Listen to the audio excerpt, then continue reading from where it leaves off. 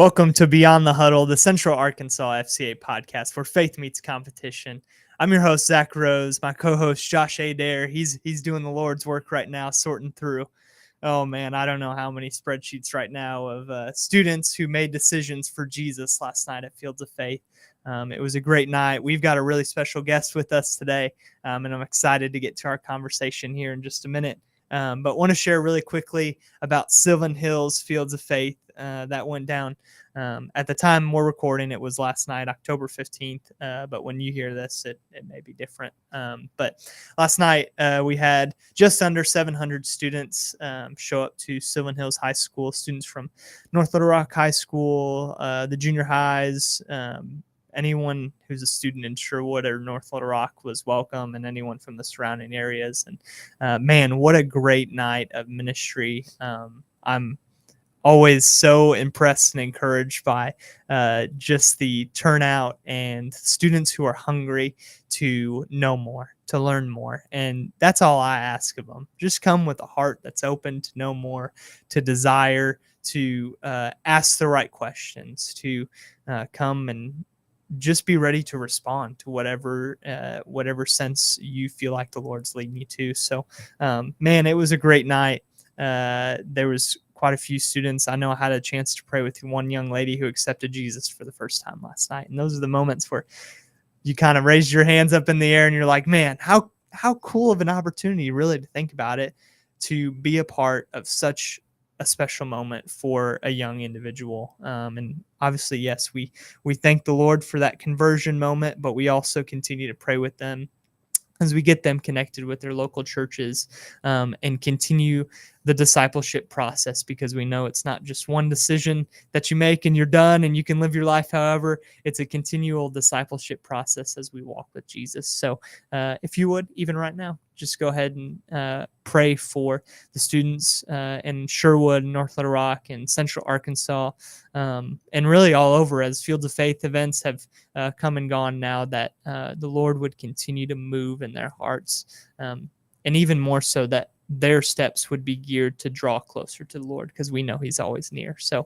what a great night at Sylvan Hills. We're thankful for all of our sponsors. Thank you to everyone who supported, churches, volunteers.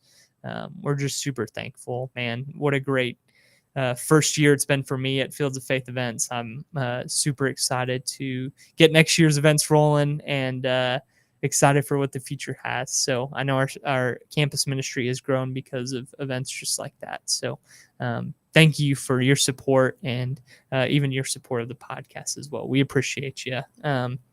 On that note, we've got a special guest here, Mr. Grayson Wade. Grayson is a Youth Alive missionary with the Assemblies of God, and man, has been such an encouragement to me in my early steps with FCA. Not as competitors, not as anything other than brothers in Christ who are trying to figure out how to reach the students in Central Arkansas and throughout the entire state of Arkansas. So, Grayson, thanks for being here. And would you mind just sharing a little bit about yourself, what you do, and a little bit of your call to ministry? Yeah, well, Zach, thank you so much for having me. It's an honor to be here. And yeah, same thing, kind of pretty similar. FCA, Youth Alive, there's a lot of things we do, kind of overlap. Same heart for reaching the school. I look forward to digging into that a little bit. But I've been doing Youth Alive now for a little over 5 years. So coming up on 5.5, which is kind of hard to believe that I came in right in the heat of COVID. And so that was kind of interesting, coming in, trying to reach schools when schools were really closed off completely. But we cover the whole state with what we do with Youth Alive. Again, we'll talk about that in a little bit, kind of how it's a little bit different. Mm-hmm. But ministry's kind of always been my life. I just like you, I'm a pastor's kid. And so I always say I was in church the second Sunday of my life because I was born on a Saturday. And so my mom got literally one Sunday off. And then I was there, and just classic, whenever the doors were open, was there. Yeah. And church really shaped me, growing up, that I was blessed to grow up in a pastor's home where my parents really kind of said that it's a family calling. And so that was something we really embraced. And I'm a musician, so I grew up playing a lot of music. And just those two things, I would say most of my early memories were music and church that kind of found my footing in my relationship with God, found my call, and just had a lot of fun being involved in ministry and doing life. Lived a lot of places, really mainly grew up in Akron, Ohio. And then we moved to Ocala, Florida when I was 16. That's where all my family's from, is Florida. Mm-hmm. And then been in Arkansas now pretty much my whole adult life. And so at this point, it'd be 8 years here soon. It kind of feels like home. Mm-hmm. Yeah, that's awesome. It's been really, really cool to get to know you. I grew up AG in the world of the Assemblies of God, and it is such a tight knit small world. It is. I find that often. It's like, oh, you know this person and know that person. It's like, well, yeah, they're in the AG. It makes sense. But for someone who doesn't know anything about the Assemblies of God denomination or about what you do with Youth Alive, how would you explain what you do with Youth Alive and maybe your strategy to pursue students? Yeah, I'll kind of share what I've learned, because I'm assuming most of the audience is pretty familiar with FCA and kind of the philosophy and everything. I'll share kind of how we're similar, but then also kind of how we're a little bit different. I think both of us share that heart that our schools are our most strategic mission field. You look at the state of Arkansas, depending on the year, it's usually 18 to 19% of the state either works at or attends a public school. So, any given school day, you have about 1/5 of our state that's going to school. Yeah. That's true on a statewide level. And then that's true in our communities as well. And some of the smaller communities, that number's even higher, where the public school may be the biggest employer in the town. And so, we always say for churches, there's just nowhere else that you can reach that many people in one place. Mm-hmm. It's our most strategic mission field.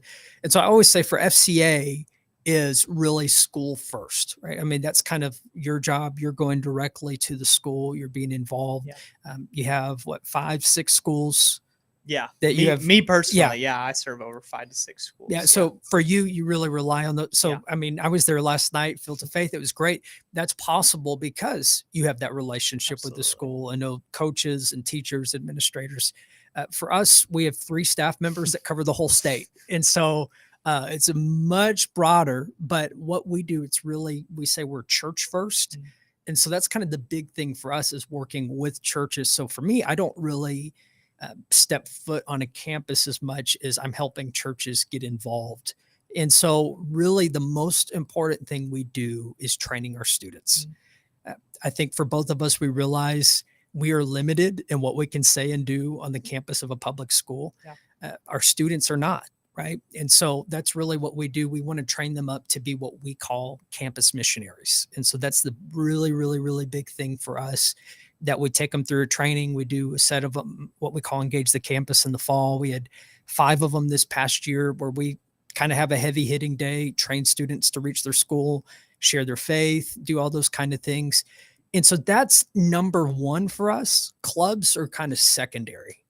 And, I think all of us understand that every school's a little bit different.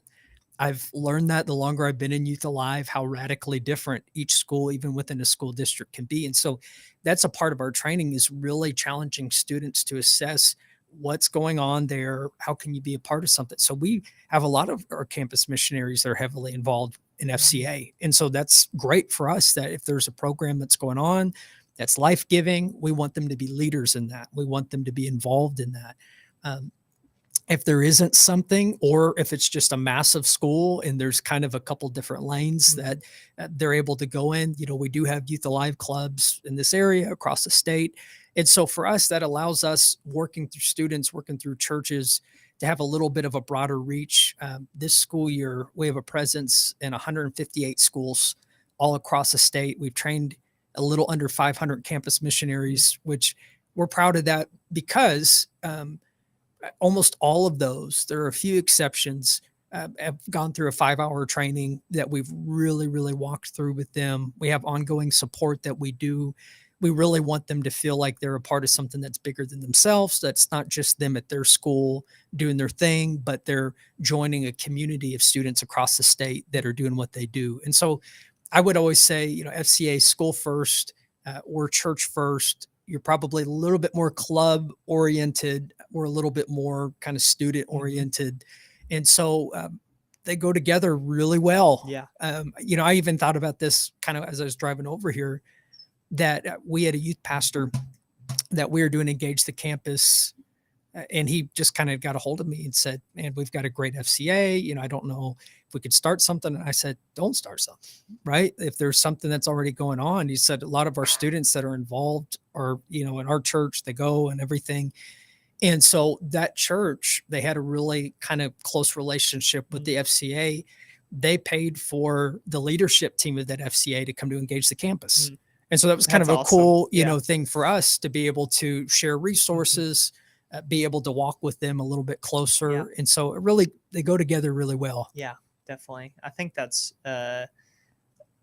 maybe a big part of our conversation today is the idea of collaboration and cooperation, because praise God, we're not the only ones that are trying to engage our campuses and minister to our students. That's been really, really neat for me to see growing up in the Assemblies of God.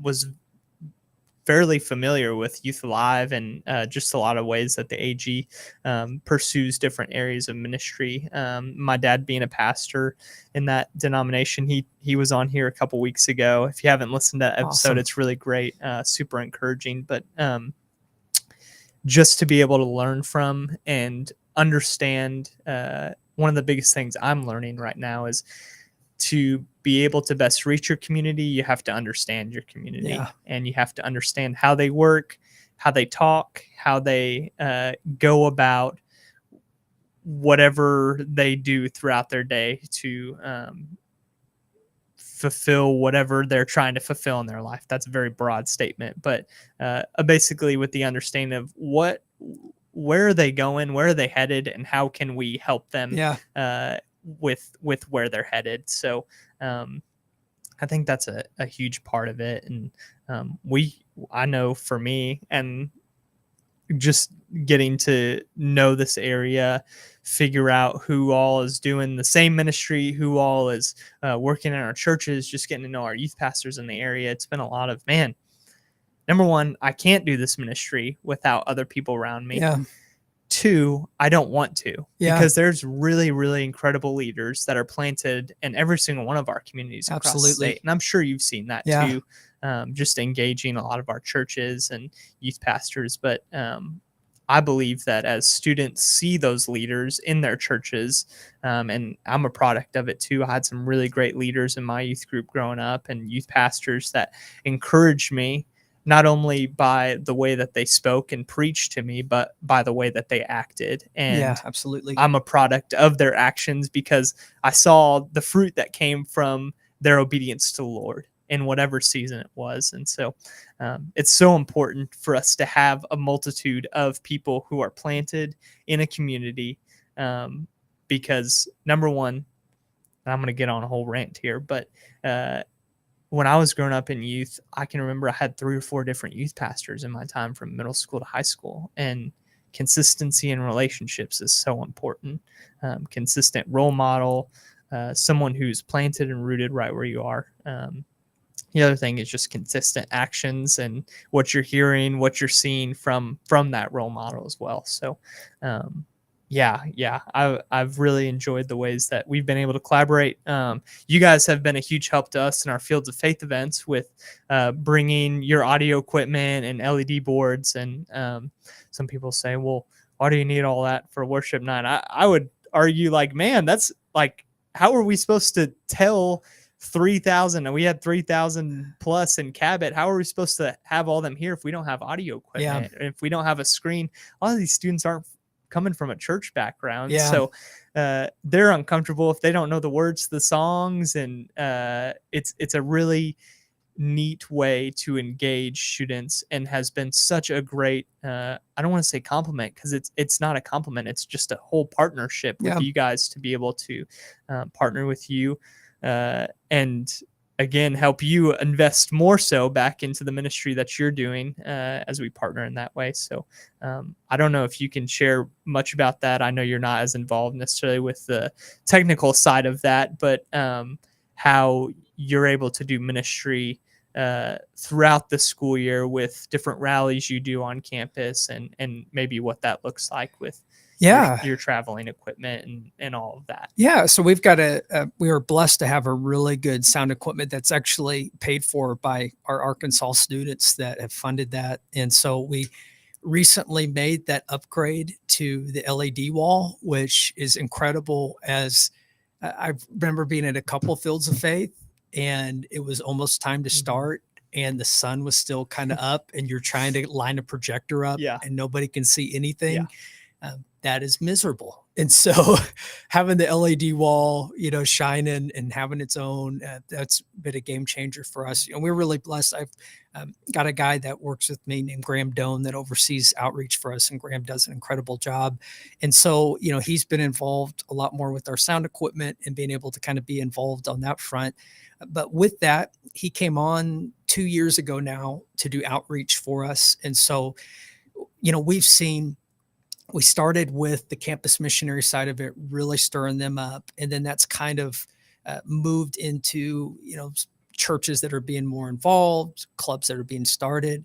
And now there is that appetite kind of for the larger scale things. And so we knew that that was going to kind of naturally be the progression over these last few years. And so now we've been excited to be able to use some of our equipment for stuff that, we've got clubs on the ground, students on the ground. And so we've got coming up first week in November, we're going to do a school tour and just be able to do that where we do 2 or 3. I think there may be a day where we do 4 assemblies in a day and a night event. And so we're really excited for that. It's some long days, but it is a lot of fun, being able to hit the road and go out. And we did that in March, was our first one that we had done during my time. And it was really special. We had a good time as a team. Saw God do some cool stuff. So we're planning on doing 2 of those a year. And that's it's a whole nother ball game when you're working directly with schools compared to churches. For us, we're used to kind of that church way of doing things and being involved. And it's just a lot more details when you're working with the school. And so Graham, he's been great at that and getting that up and going. Yeah, definitely. Would you mind just sharing a little bit more about what all goes on at those different rallies and school tours? Yeah, so it would be very similar, I would think, to kind of a Fields of Faith, layout where you'd have worship, you'd have a couple student testimonies, and then have somebody that's really sharing the gospel. Obviously, we cannot share a gospel message in a school during the day. It's really interesting to me because doing that back in March, going through that for the first time, I really thought it was going to be like the school assembly. We just do our thing during the day and then be like, hey, we're having giveaways tonight. Come back. I could not believe how powerful the school assemblies were. Like, you felt the presence of God in those. Like, we had a guy that came in, he's world-class speaker, and he's wrapping up his whole thing for the assembly. And he's sharing this story about these girls that were drowning and this dad that gave his life for these girls. And I mean, kids are just losing it, crying. And I mean, it's like, you can't say Jesus, but telling that story, I mean, it's the gospel in a story. And so that's what kind of caught me off guard, was really in our assemblies from beginning to end. It just, you felt the presence of God so powerfully in that. And I think that's what we have to understand, is that we're not going in cold to our schools, right? We got to understand God's always doing something, right? The Holy Spirit's always working on students, always working on leaders. And I think even just for what we do, but people in general, that when you're hesitant to share your faith, you don't know, really, do I have the right words? Is this going to be comfortable? Is this the right moment? We fail to realize God's always working on people, right? And he's always pulling them towards him. And so I think we've seen that during our assemblies, during our night events. And again, kind of similar thing at Fields of Faith, that we just got to get to reap the harvest. We do a lot of work to get there, but you got to realize God's already been doing something in advance. Yeah, definitely. I love any avenue I know with FCA that we've had to get into the schools during school time, where it's either a required meeting or whatever it is, because that's the difference. And to kind of just explain that a little bit more, anytime a student is required to be present, we're not allowed to share the Yeah. gospel. That's how I Sure. pretty easily break it down. Now, if they're given a choice for a lot of our teams, coaches will give the choice of, hey, this is after practice, you're welcome to show up. Then we can share the Yeah. gospel openly. But no one's forced to be there. But I love it when we're able to use the gifts and abilities that the Lord's given us, and even just the power of preparation beforehand. I feel like that's something as believers that we can continually grow in, is our preparation for a moment that we're asking the Lord to show up in. And I don't think there's a cap on how much you can pray and prepare for those moments. But I do think that we would see results more so because we're being led by the Holy Spirit and aligned with what the Lord's speaking to us in a moment, rather than we've done all the details ourselves and we figured this out and this is what's going to work best. And those things are great, and we need to be logistically minded to be able to make these things happen. But the preparation of that is something, like you're saying, of students' hearts, them already being worked on is a part of that process. Maybe the seed's already been planted somewhere and we're here ready to harvest. So that's so cool. I definitely am excited for you guys and what's coming, because as we've seen in FCA, and I know as you guys are seeing throughout the state, there is, number one, a hunger from students to figure out what the truth is, to figure out where they're headed once they die. Like, it's so tangible. And two, there's a growing sense of people want to be a part of something that stands for something that's true and that's honorable, and they want to be a part of a team. And so how cool to have the opportunity to go into these schools and minister to them. Yeah. So. And I would say too, something that I would add to the surprise was that we watched how God used us, I feel like, to bring healing to the school as a whole, even beyond the spiritual side of it. That we had kind of a time at the end where teachers lined up, and, the whole point was kind of like, you're not alone. There's people that are there for you. And there are students that ran up to hug teachers. And it was just cool to see how, the Lord was able to heal, even in kind of a secular environment that, we weren't sharing anything explicitly Christian. Even God was working through that. And there was a lasting impact of what happened during the assemblies and stuff. And so I think that's been the thing that's been cool for us, is seeing that the Lord works in surprising ways, and even ways you don't anticipate. And it's been really special. Yeah. That's awesome. I want to hit on to kind of transition that we couldn't do the work that we do without the support of like-minded believers, businesses, churches that come alongside us and financially support us. And that's something, when I was growing up, to be honest, it was something that was implanted in me to give, but not so much implanted in me as you may be sent someday too. And I would love to just dive into that with you for just a minute here, of both FCA and Youth Alive are support-based ministries. I don't know how they say it in the AG, but support-based. So essentially, we can't function without the financial support. We can't be on the field without the financial support of churches, for FCA, and I know for Youth Alive too, businesses, people that we know that are close to us, that are willing to partner with us on a monthly basis and a one-time gift, and even prayerfully partner with us too, which is equally, if not more important, for us to be able to continue to do the ministry and have doors open. But would you mind just sharing a little bit about the process of raising support and why that's so important for others to join along in the ministry financially, so that you can do the work that the Lord has called you to? Yeah, that was, so we call it itineration, right? You're itinerating, you're traveling around, you're trying to raise funds. And so one thing that may be a little bit different, probably, my support's probably 70 to 80% churches. And so what would you say for you? Mine's probably 85% personal or non-church Yeah. church members, but non-churches giving gifts. Yeah. And so it is a little bit different because with us working directly with churches, for me, not growing up in Arkansas, Mhm.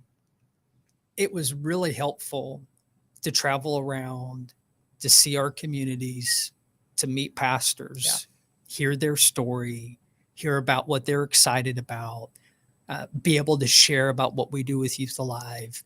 And I think both of us, you had that point where it was just uncomfortable asking people for support. Yeah. You know, it just, Well, it how was do you uncomfortable. ask Yeah. someone for money? Hey, can you give me money? Yeah. It's like, how do I ask this? How is this appropriate to? Yeah. And when, I mean, because for us, I'm assuming it's the same. It's mainly all monthly support that people are paying. And sometimes people will pay yearly or, different, but I mean, almost all of it was monthly. And so you're raising a budget where you're needing thousands and thousands of dollars monthly to cover a lot of stuff, to cover ministry costs, cover personal costs, health insurance, all kinds of stuff.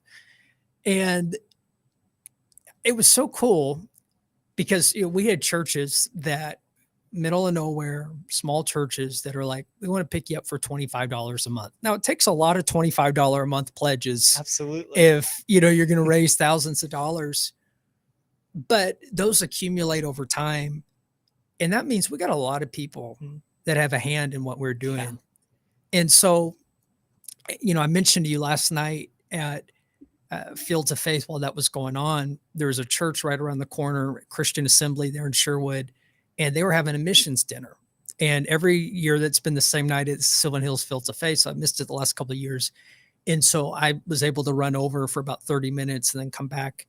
And, they asked me just to kind of pray over the meal and everything. And I came up and I was just saying like, hey, this is going on right up the hill from here. This is what's going on.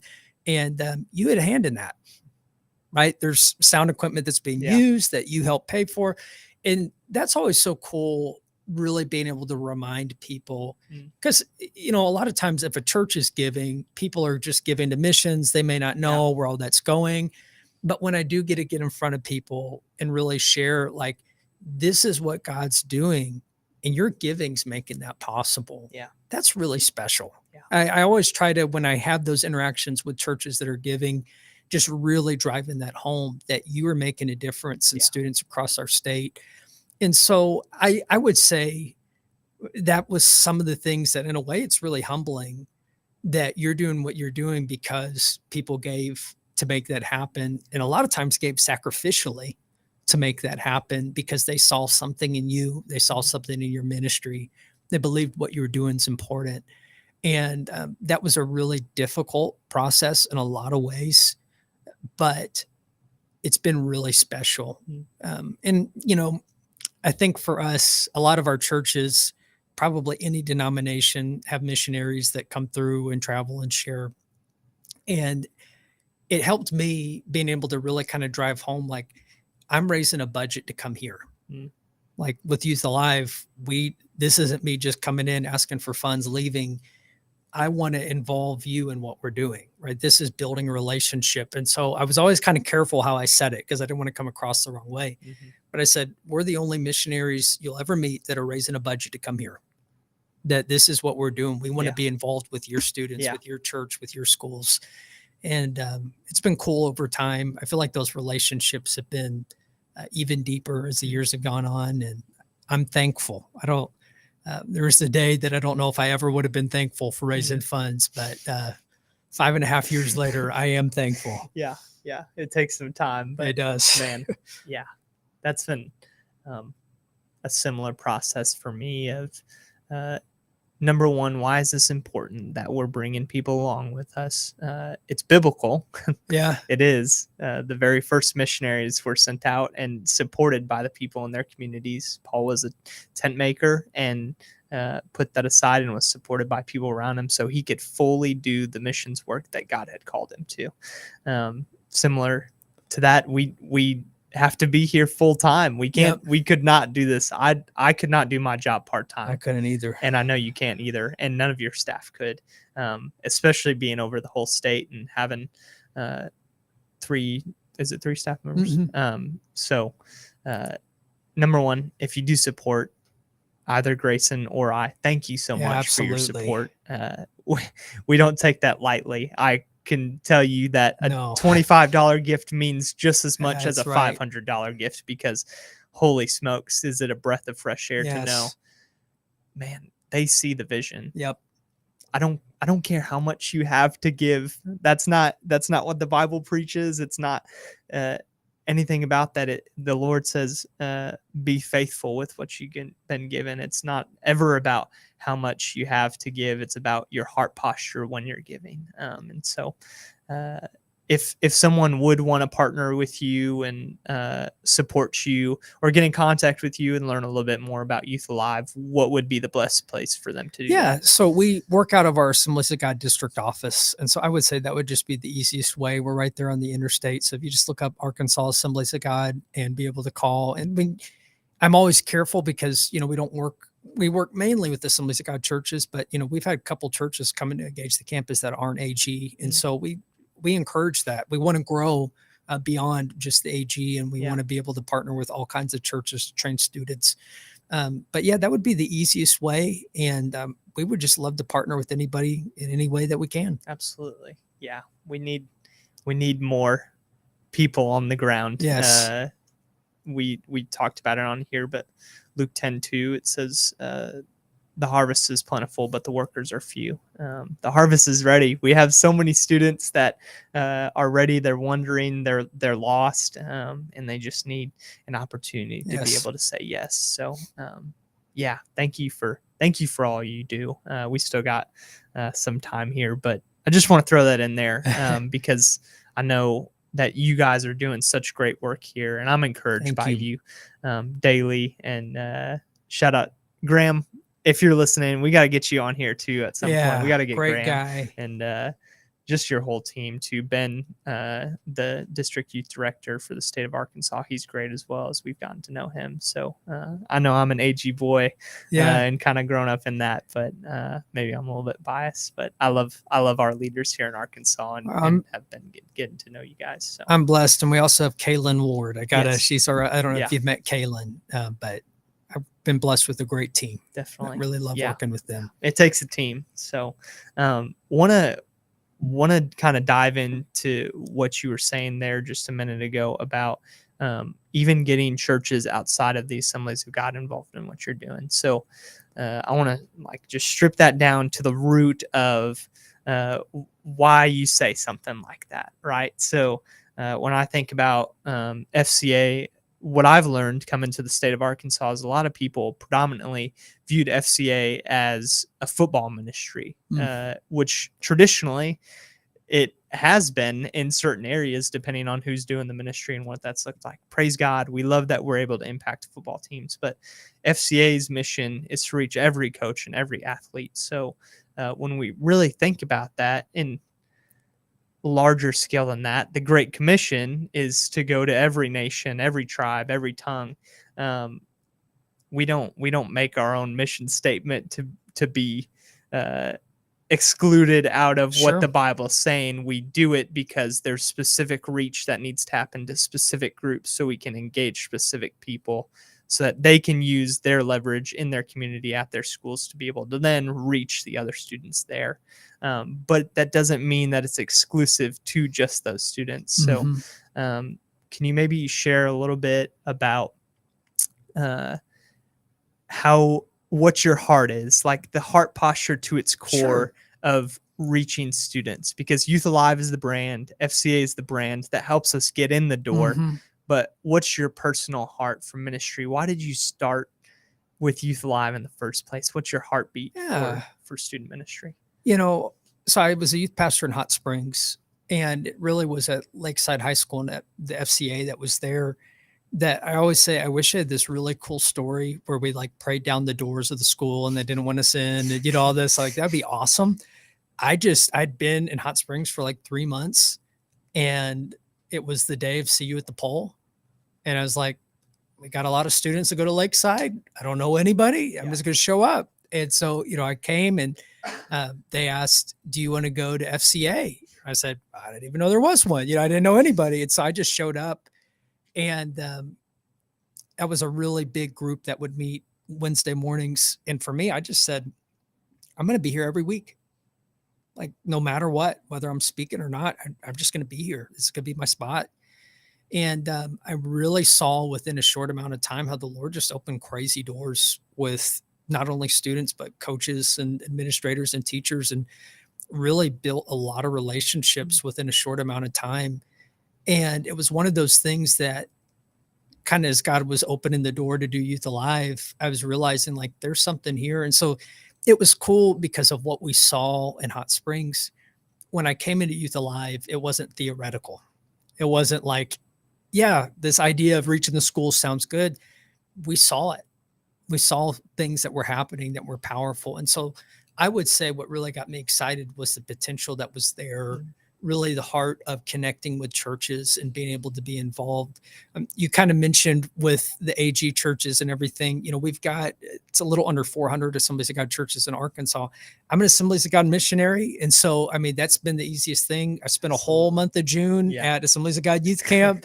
And that has been the vehicle that we work with. I mean, Youth Alive and Assemblies of God ministry, but we've seen it grow over time. And, there's been a couple times where I've had people ask, like, we're wanting to start a club or we're wanting to do something. Is this only for Assemblies of God students? And I'm like, no, please, no, like, do not tell somebody they cannot come to this because, like, please. Yeah. Where's your AG membership card? Like, please do not, And so, Kaylin, she went up and started a club in a small town up in northern Arkansas. And it was so cool to me because the core team for that club was 5 students and they were from 5 different churches. That's a win, right? That was something that was really powerful to us because there were people that were involved that normally would be out of the reach of what we do. And the longer we've been doing this, the more it's expanded, the more clubs, like, we even started something at North Little Rock High School a couple of years ago. Well, we had a kid that showed up to engage the campus. It was Church of Christ. Yeah. And, he didn't know when the club got started. He just moved up into the school, got involved, and they're like, hey, Engage the Campus is going on. We love that. Yeah. We think that's awesome. And so that's something I really want to believe that in the future we'll be able to expand that because just like you and all of us, I'm biased, like I live this, I do this, but I really believe in what we do. And I've seen through Engage the Campus how it really does turn the lights on for students. And you want to talk about something that gets me excited and why I'm doing what I do is that, we really focus on that sharing your faith component. And I'll never forget the first one that we did. We had a girl that was a pastor's daughter. And she said, I've been in church my whole life. I've always done right, always been involved. And I've always felt like I needed to tell somebody about Jesus, but I never knew what to say. She's like, now I know how to walk through that. That's a major win. That's why we do what we do is that students walk away with the confidence of when that moment comes, I know how to walk through this. I know how to lead somebody to Jesus. I know how to share my faith. And so we're excited to see in the future how that's going to grow and be able to involve more churches and more students. Yeah, definitely. I was able to sit in on the one you did here in North Little Rock, and was grateful for the invitation. But also, I love seeing the different ways that we can share the gospel. FCA has the 4, which I have it on my bracelet. If you're watching online, it's or if you're watching on the video podcast, you can see it. But if you want to know more about it, you can look up the 4 or FCA's the 4 or something like that. But Youth Alive has 5 steps of it. And remind me what it's called again. So Alive in 5. Yes. Yeah. And so it's pretty much, it's the gospel. So it's not like, it's pretty much the same as the 4, but we are Pentecostal. So there's a little fire at the end that is the Holy Spirit. And it's just the Holy Spirit helps us live for God. Absolutely. Yeah. Yeah, I love the way I know Graham was in there teaching it when I went in there, but the emphasis on it doesn't stop with just a decision. It's continued relationship with Jesus, and he's allowed that through the Holy Spirit. That's what goes with us every single day as we go into our campuses. I love that story of that student too of, man, I've seen a lot of pastors' kids. I'm thankful in the Illinois district. We the whole state of Illinois, we had pastors' kids camp. Yeah. I'm a proud Illinois PK, and I love being a pastor's kid. But man, oh man, there's some pastors' kids out there that are just wild, and I I know. love them to death. I do love them, but everyone needs to be equipped at some Yeah. point with how to go out and reach their friends. Well, and I'll tell you, that's a big part of my story was that between Ohio and Florida at the times I was there, I had a passion to do something. I felt like God was calling me to do something, but there really wasn't a vehicle to do it. We didn't have Youth Alive, the club or the schools I were at, we didn't have FCA. And so, I was really at a place where if there would have been somebody to walk with me, I think I really could have done something, that the Lord really would have used me.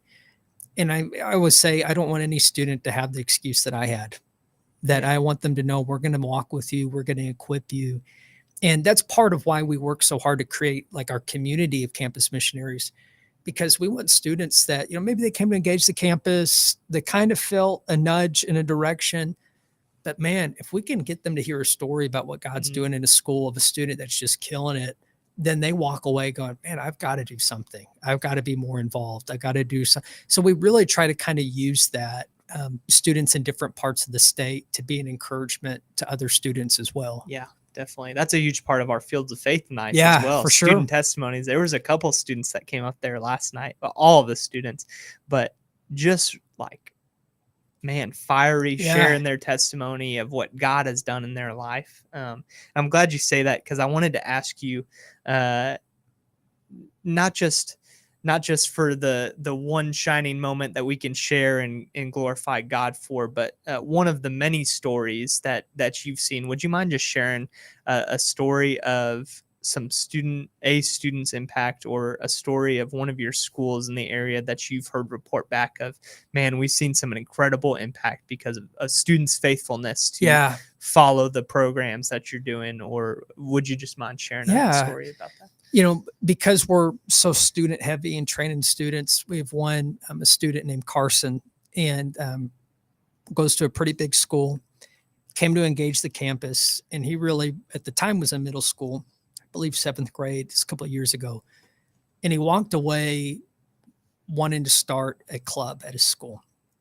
And I always have so much respect for a student that starts something, because it's pretty intimidating that a lot of times you're meeting with the principal, you're doing all kinds of stuff, you're finding a teacher sponsor. I mean, there's a lot of steps. At any age, it's intimidating to go sit in the principal's office. For a 7th grader, to do, and then beyond that, for him, you're leading a team of students, you're putting a Bible study together. I mean, you're promoting your club. I mean, it's not something that somebody just halfway does. I mean, it's like you are in this thing. Yeah.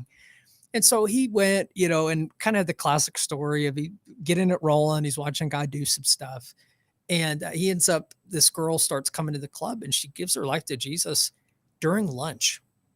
And I always think that's so cool. I mean, this is a big middle school, a student that's sharing their faith, a girl that decides to, accept Jesus right there in the middle of the school day. And this girl ended up telling Carson, she said, I've never been to church before. And I would say, there's some parts of the country that may not be that shocking. I feel like in Arkansas, like never, you never went to a block party or anything. And she said, and not only that, I've always wanted to go to church, and my family wouldn't let me go to church. I even had family members that when I would ask if I could go to an event, they would make fun of me for wanting to go to church.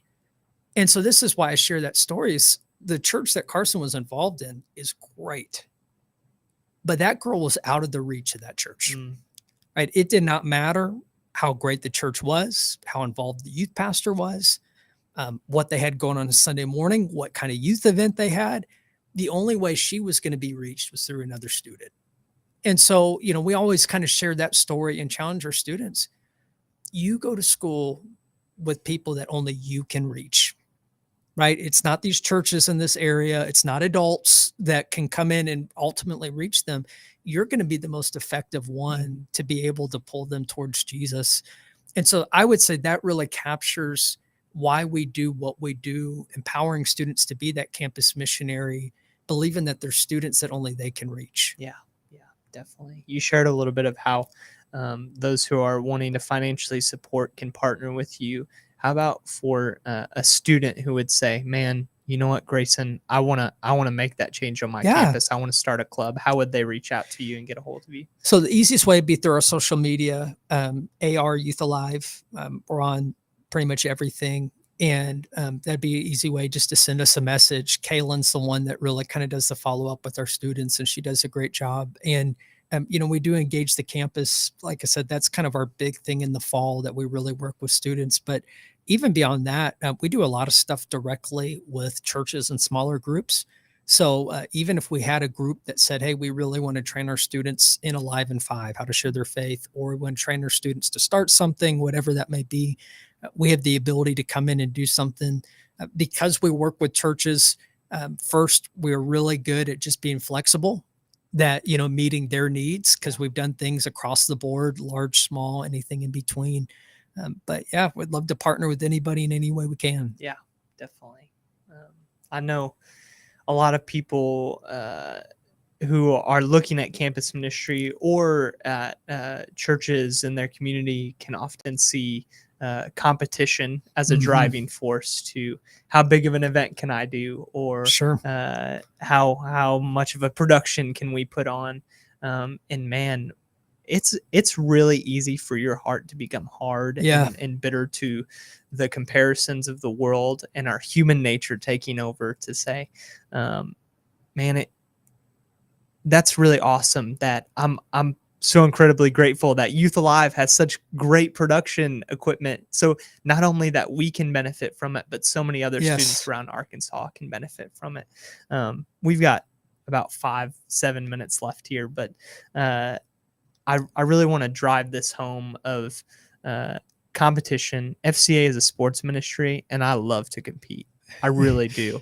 And I grew up going to Illinois district camps, and teams and competition is a huge part of that camp.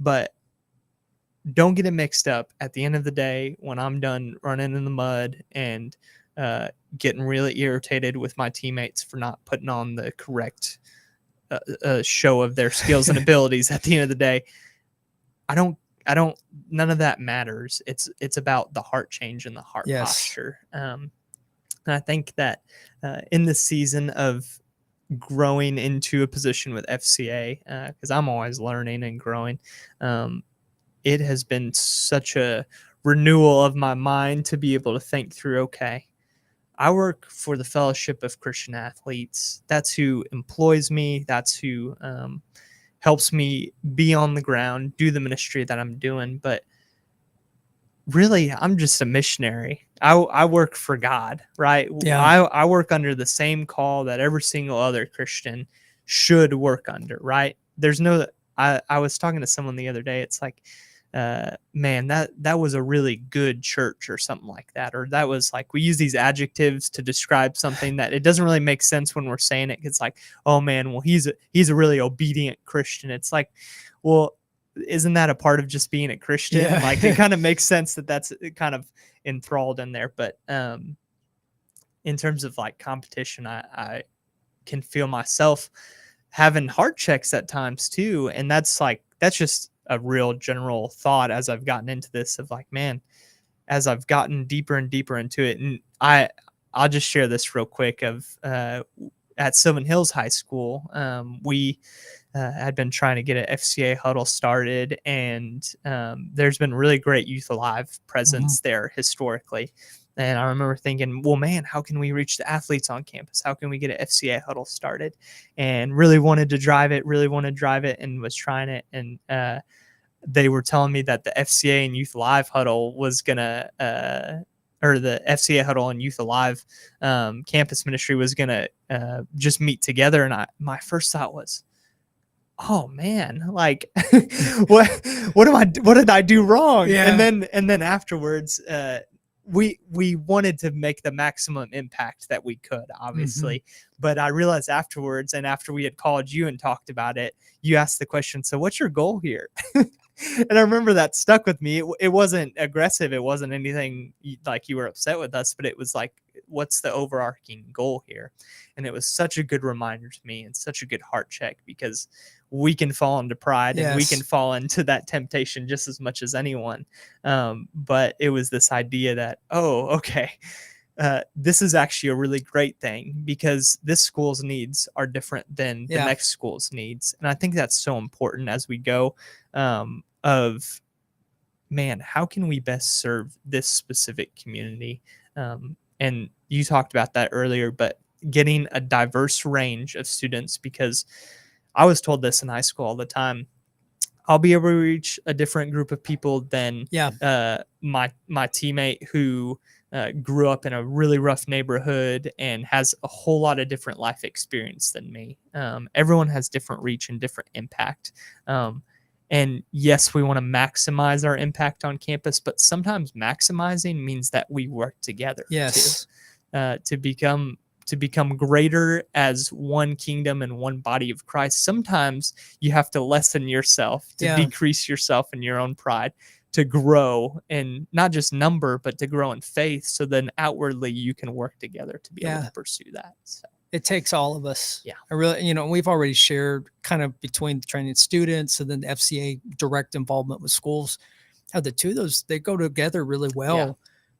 But this is what I just always try to encourage people with this, that, I'm assuming that if somebody's listening to this, they have a heart for their schools, right? That there's some type of involvement there, whether it's a donor, whether it's a coach, student, whoever it is. It takes all of us. And I'm sure you've had the same interaction. People always ask me, they're like, so what are you doing to reach the schools? And the whole emphasis is that's your job. That's you, right? That you need to be doing that. And, I almost want to say, well, what are you doing? And I'm not saying, you don't need to quit your job Yeah. and start Yeah. showing up at the school every day, but are you praying for your school? Right? If you believe that this is important, are you making that a point? Yeah. To pray and to be consistent. So that's my heart. Anybody listen to this, with Youth Alive, we call them prayer partners, whatever it may be. What school are you connected to? Maybe you just live by it. Maybe, like for me, you have a spouse that works at one. And how are you praying for that school? Yeah.